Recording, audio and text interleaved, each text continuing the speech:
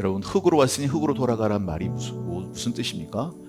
네가 누구인지를 좀 깨달으라는 거예요. 근데 오늘 본문에 보면 바로 그 사실을 뼈저리게 절감한 한 사람의 이야기가 나오고 있습니다. 누굽니까? 에노스의 아버지 셋입니다. 근데 이 셋이 이제 나중에 결혼하고 나이 들어서 자식을 낳았는데 자식의 이름을 뭐라고 짓느냐 하면 에노스라고 짓는다는 거예요. 연약해서 깨어질 수밖에 없는, 죽을 수밖에 없는 유한한 존재라는 뜻을 가지고 있습니다. 여러분, 자기 자식 이름을 죽을 수밖에 없는, 깨어질 수밖에 없는 유한한 존재라고 여러분 이름 짓고 싶으십니까? 보통 그렇게 안 짓죠. 근데 굳이 그렇게 이름을 지은 건 뭐예요? 인간의 인생이라고 하는 것, 우리의 삶이라고 하는 것이 어떤 것인지 깨달음을 얻게 되었다는 겁니다. 그게 무엇입니까? 인간은 죽는다는 거예요. 왜 에노스라고 지었을까요? 왜냐하면 에덴 동산에서는 여러분 죽음이 없잖아요. 하나님과 동행하며 죽음도 없고 늙음도 없잖아요. 근데 에덴 동산에 쫓겨난 다음에 죽음이 들어오기 시작한 거예요. 한 번도 경험해 보지 못한 죽음이라고 하는 것을 사람들이 이제 경험하기 시작하는 거예요. 그래서 그 이후에 뭐라고 돼 있어요? 에노스라고 이름을 지은 다음에 그때부터 비로소 여호와의 이름을 불렀다라는 거예요. 그때부터 하나님의 이름을 왜 불렀죠? 하나님 긍휼히 여겨 주십시오. 여러분, 우리도 하나님의 이름을 부를 때가 있습니다. 언제 우리 하나님의 이름을 부를까요? 나에게 에노스가 생길 때. 여러분의 에노스는 무엇입니까?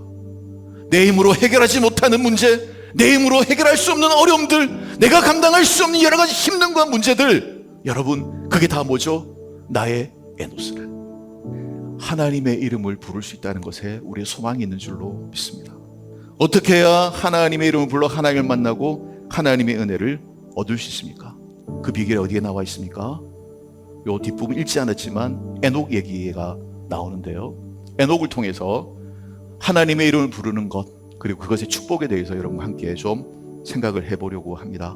에녹이 65세에 무드셀라를 낳고 그 이후로 300년 동안 하나님과 동행했다라고 적혀 있습니다. 아들 낳고 나서 에녹이 자신의 삶의 태도를 바꾸고 하나님과 동행하기 시작했대. 무드셀라 낳고 나서. 여러분, 무드셀라의 이름은 여러분 무엇입니까? 무드셀라라고 하는 이름의 뜻은 간단하게 얘기하면 이 아이가 죽으면 세상에 종말이 온다는 뜻입니다. 에녹이 선지자잖아요. 하나님이 그에게 가르쳐 주신 거예요. 무드셀라, 이 아이가 죽으면 홍수 심판이 있을 것이고 세상이 끝이 올 거다. 그 하나님의 말씀을 깨닫고 무드셀라는 이름을 짓고 우리 인간이 영원하지 않구나, 우리 인생이 끝이 있구나, 우리가 죽을 수밖에 없는 인생이구나 라고 하는 사실을 깨닫고 나서 그때부터 삶의 태도를 바꾸고 난 하나님 없이는 살 수 없는 존재, 하나님 의지하지 않으면 살 수 없는 존재라고 하나님과 동행을 시작했다는 거예요. 하나님이 계신 것을 에녹이 믿었다는 거예요. 이걸 하나님이 믿음으로 여기고 기쁘게 여기셨다는 거예요. 하나님의 이름을 부르는 건 뭐죠? 하나님이 계시다는 것을 믿는 거예요. 하나님이 옆에 계시기 때문에 이름을 부르는 거죠. 하나님 없는데 부르면 뭐합니까? 공허한데. 하나님의 이름을 부르는 것은 하나님 여기 내 옆에 계시다는 것을 믿는 것이죠. 사랑성도 여러분, 믿음은 무엇입니까? 믿음은 하나님의 이름을 부르는 것입니다. 하나님의 이름을 부르는 건 어떤 믿음을 전제하죠? 하나님이 살아 계시다는 거예요. 지금 내 곁에 나와 함께하고 계시다는 걸 믿는 거예요. 그래서 우리가 하나님의 이름을 부르는 거죠.